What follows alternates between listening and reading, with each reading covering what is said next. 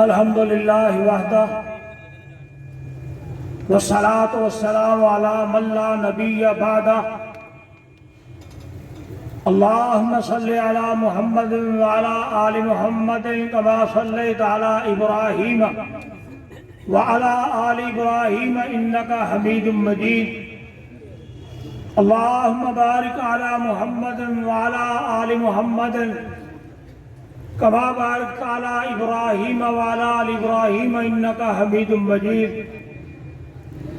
اللہم رب اشرح لی صدری ویسر لی امری واحلل عقدۃ من لسانی یفقہوا قولی رب زدنی علما اما بعد فاعوذ باللہ من الشیطان الرجیم بسم اللہ الرحمن الرحیم ما کان محمد ابا احد من رجالکم ولکن رسول اللہ وخاتم النبیین وکان اللہ بکل شیء علیما وقال النبی صلی اللہ علیہ وآلہ وسلم انا خاتم النبیین لا نبی بعدی۔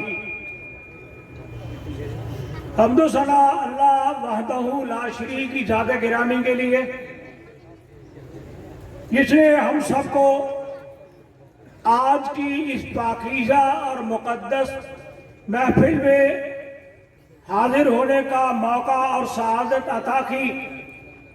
اللہ تعالیٰ سے دعا ہے کہ اللہ اس مجلس میں ہم سب کی حاضری کو قبول و منظور فرمائے اور آج کی اس حاضری کو روز قیامت ہماری بخشش کا بہانہ بنائے۔ اللہ تعالیٰ کے لا تعداد ان گنت بے حد و حساب درود و سلام امام الانبیاء خاتم الرسل حضرت محمد مصطفیٰ احمد مجتبیٰ صلی اللہ علیہ وآلہ وسلم کی ذات گرامی پر۔ حضرات، میں گجرانوالہ کے تاریخی شہر میں جو ہماری جماعت کے بزرگ امیر اور ناظم بلکہ ناظم اعلیٰ حضرت مولانا محمد اسماعیل سلفی رحمت اللہ علیہ کا شہر ہے۔ یہ شہر محدث گوندلوی کا شہر ہے۔ یہ شہر مولانا ابو البرکات احمد رحمت اللہ علیہ کا شہر ہے۔ اللہ تعالیٰ سے دعا ہے کہ اللہ ان تمام علماء کرام پر اپنی رحمت نازل فرمائے۔ اس شہر میں حاضر ہونا اور آپ سے ہم کلام ہونا میں اپنے لیے باعث عزت اور شرف سمجھتا ہوں، اور گجرانوالہ کی جماعت کا پروفیسر محمد سعید کلیروی، مولانا محمد صادق عتیق اور جن کی محبتوں کا میں مقروض ہوں، جنہوں نے ان الفاظ کے ساتھ میرا اور میرے بزرگوں کا ذکر کیا۔ میری مراد میرے بھائی مولانا محمد ابرار ظہیر ہے۔ میں ان تمام احباب کا مشکور ہوں، انہوں نے مجھے یہاں دعوت دے کر آپ سے گفتگو کرنے کا موقع عطا کیا۔ آج کے اس مختصر وقت میں میں آپ کی خدمت میں عرض کرنا چاہوں گا کہ ختم نبوت کا عقیدہ اسلام کے ان بنیادی عقائد میں سے ایک ہے کہ جس کو مانے بغیر کوئی شخص اپنے آپ کو مسلمان کہلانے کا حقدار نہیں بن سکتا۔ اس کے بارے میں قرآن پاک کا یہ واضح مکمل بیان ہے، فرمان ہے، الیوم اکملت لکم دینکم واتممت علیکم نعمتی ورضیت لکم الاسلام دینا۔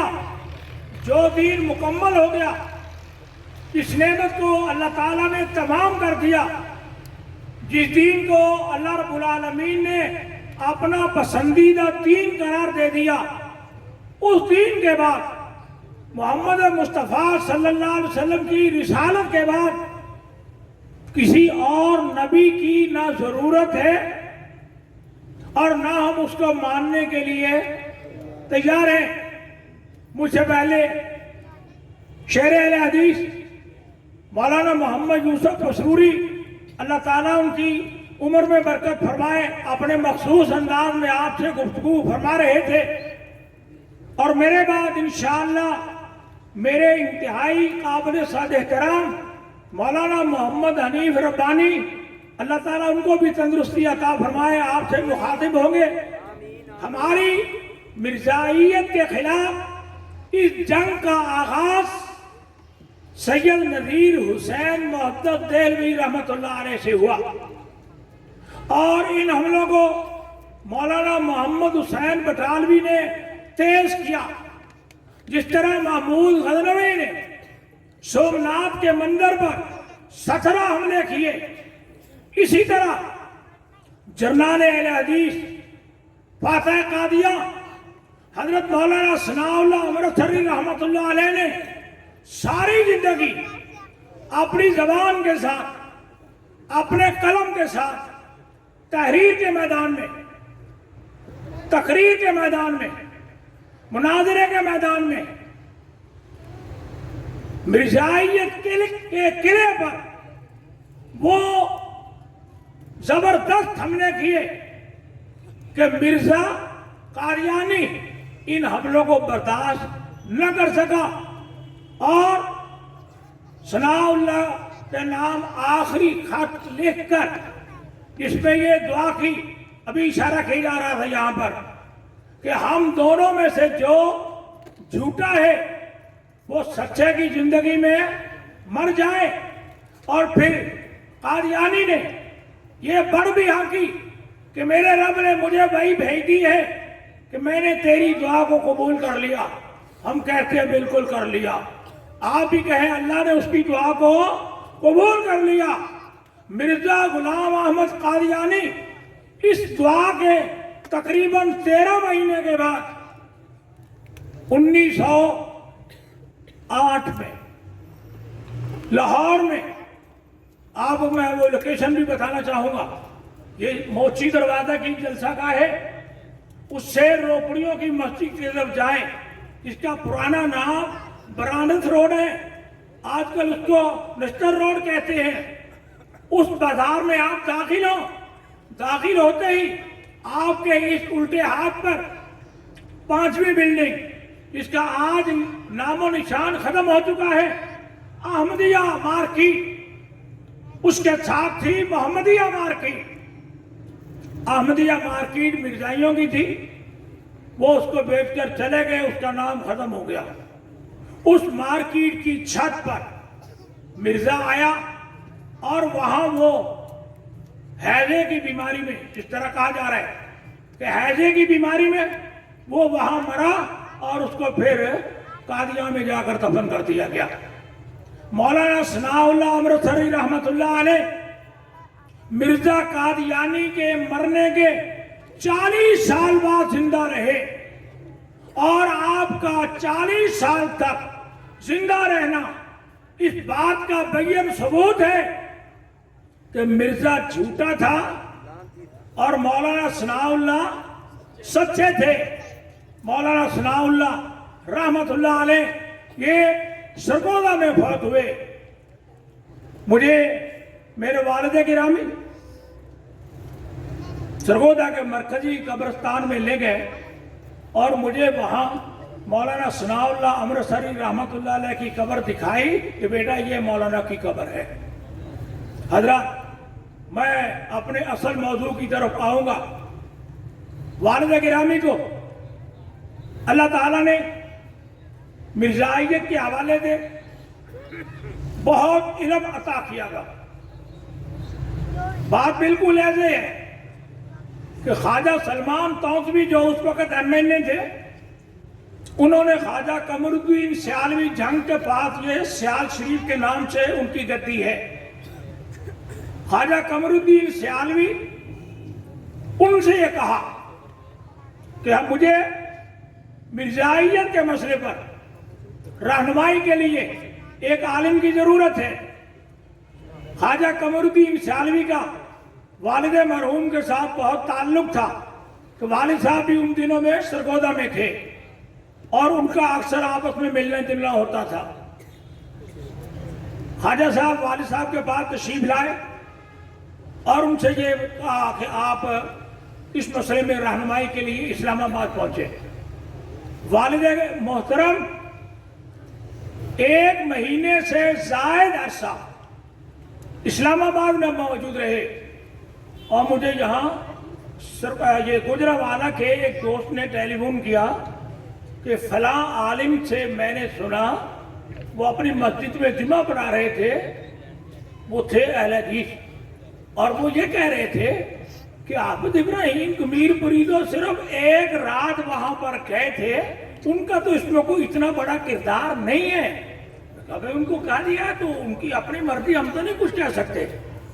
والد مرحوم ان کے ساتھ میرے تائیداد بھائی مولانا سلیم اللہ قمیر پوری رحمت اللہ علیہ، دونوں بزرگ فوت ہو چکے ہیں، وہ اسلام آباد تشریف لے گئے۔ ان عالم دین کے مطابق 1 رات کا خرچہ بھی خواجہ قمر الدین سیالوی نے دیا، جو بالکل غیر حقیقی بات ہے۔ والد گرامی کی کتاب مقالات ختم نبوت 4 کتابیں لکھی مرزائیوں کے حوالے سے والد مرحوم نے۔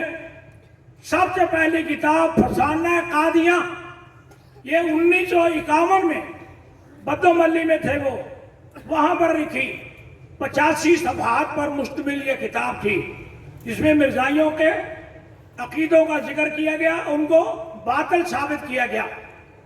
دوسری کتاب جو والدہ گرامی نے مرزائیوں کے بارے میں لکھی، وہ تھی مرزا قادیاں کے 10 جھوٹ۔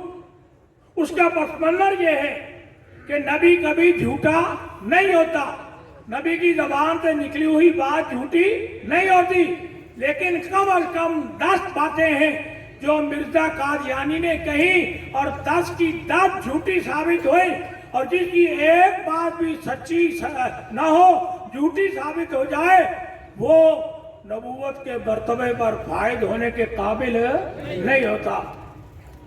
اس فسانہ قادیاں کے بعد مرزا قادیاں کے 10 جھوٹ کا جواب مرزائیوں نے لکھا، حافظ قمیر پوری کے 10 وسواس کا جواب، پھر اس کا جواب والد مرحوم نے لکھا۔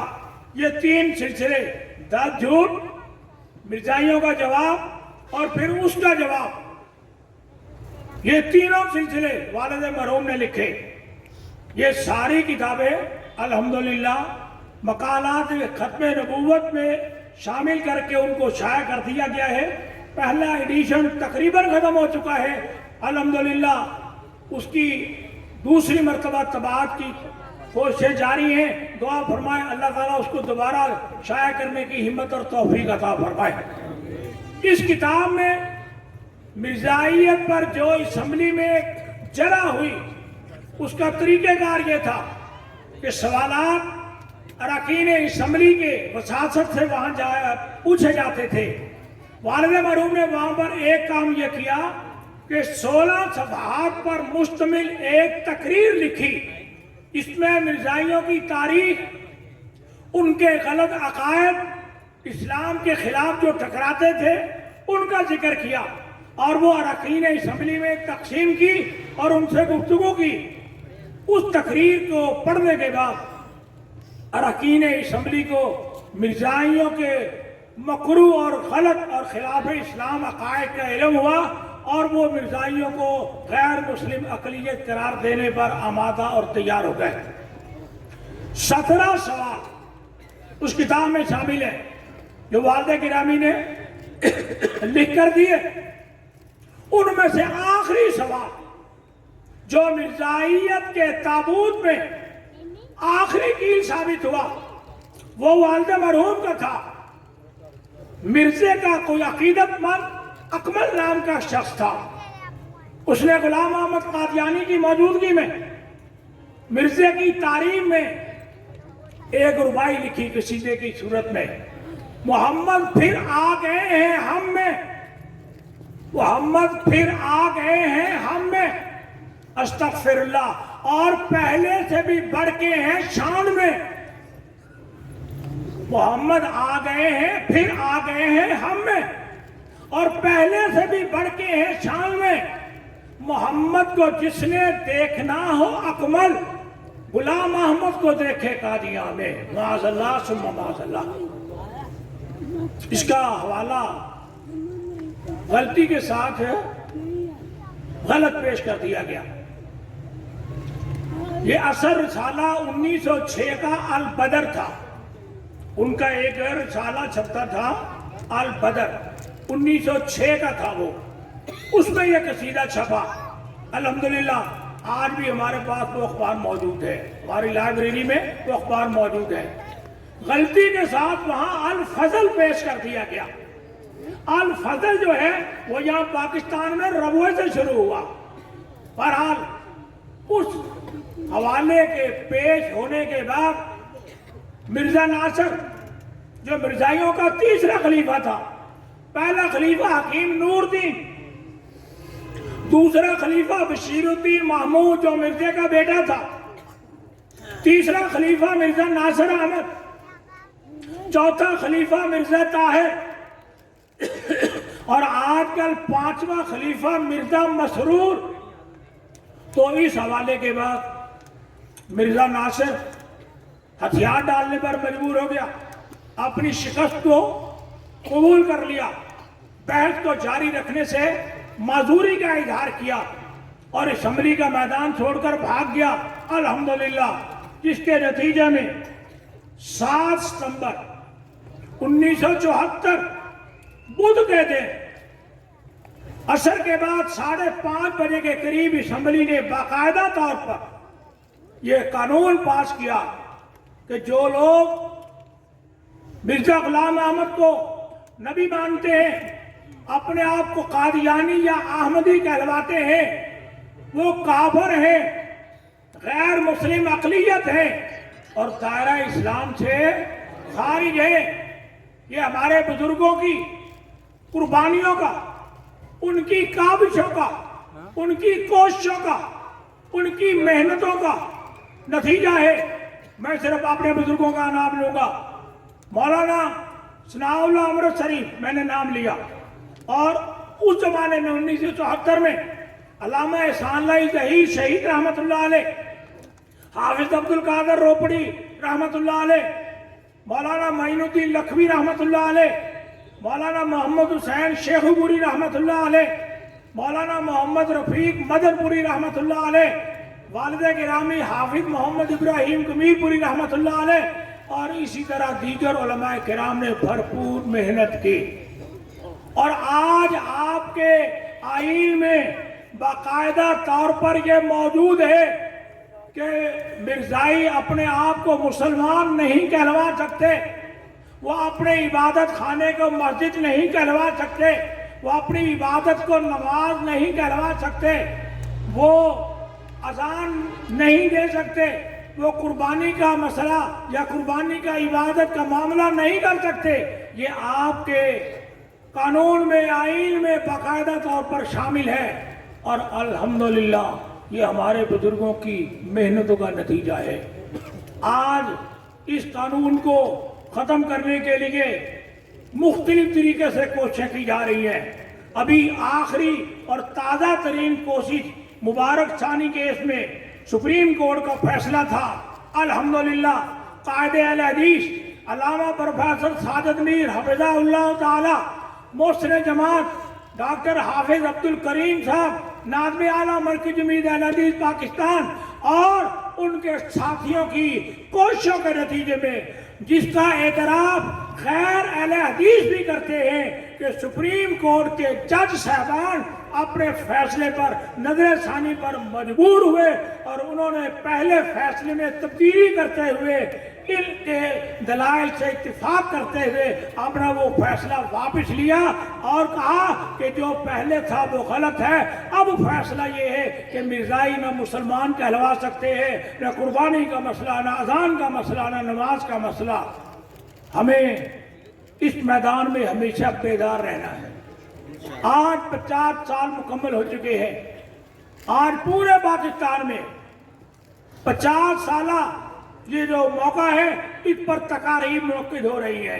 لاہور میں بھی ہر جگہ پر جماعت اہل حدیث جو اس مشن کی اصل وارث ہے، مجھے یاد ہے قائد ملت حضرت علامہ احسان اللہ ظہیر شہید رحمت اللہ علیہ نے چنیوٹ میں کہا تھا کہ ہم ختم نبوت کے چوکیدار ہیں اور ہم چوکیدار تھے، ہیں، رہیں گے، اور ہم ایسے چوکیدار ہیں کہ ہماری موجودگی میں ختم نبوت کے قلعے میں کوئی ڈاکہ نہیں ڈال سکتا، کوئی ختم نبوت کی دیواروں میں نقب زنی نہیں کر سکتا.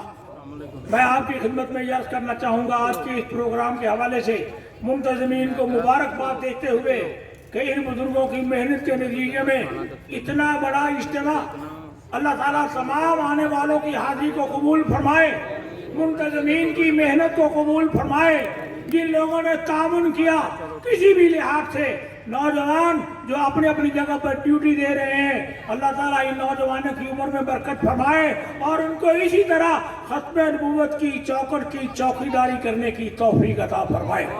میں آخر میں ایک مرتبہ پھر گجرانوالہ کے بزرگوں کا، اپنے احباب کا شکریہ ادا کرنا چاہوں گا کہ انہوں نے آج کے اس تاریخی اور عظیم الشان پروگرام میں مجھے حاضر ہو کر آپ سے شرف ہم کلامی عطا کیا. اللہ تعالیٰ میری حاضری اپنی بارگاہ میں قبول فرمائے. میرے ساتھ میرا بیٹا حافظ بلال محمود بھی آیا ہے. الحمدللہ یہ ہماری تیسری نسل ہے. مولانا صادق صاحب یہ ہمارے ہاں پتوں کی تشریف لے گئے تھے، ابرار ظہیر صاحب بھی پتوں کی تشریف لے گئے تھے. میری ہمشیرہ کا انتقال ہوا تھا، یہ 26 جولائی کو تعزیت کے لیے یہ تشریف لے گئے تھے. اللہ تعالیٰ ان کو جزائے خیر عطا فرمائے. وہ بچہ آج میرے ساتھ یہاں موجود ہے. بخار اور تکلیف کے باوجود وہ یہاں پر آیا ہے. والد گرامی، اور پھر مجھے بھی اللہ نے دین کی خدمت کی توفیق عطا کی. الحمدللہ اللہ نے میرے بیٹے کو بھی دین کے علم سے آراستہ کیا ہے. اس کے لیے دعا فرمائے، اللہ تعالیٰ اس کو بھی دین کی خدمت کرنے کی توفیق عطا فرمائے. اور ہمیں یہاں لے کر آنے والے ہمارے بھائی دوست قاری عبدالباقی عوام صاحب، ان کے تعارف کے لیے میں یاد کرنا چاہوں گا. ہمارے جہاں کے مشہور و معروف خطیب تھے حضرت مولانا عبدالعلیم یزدانی. ہمارے استاد تھے مولانا عبدالحلیم شرر شیخ الحدیث جامعہ محمدیہ اکاڑا. ان کے یہ بھتیجے ہیں.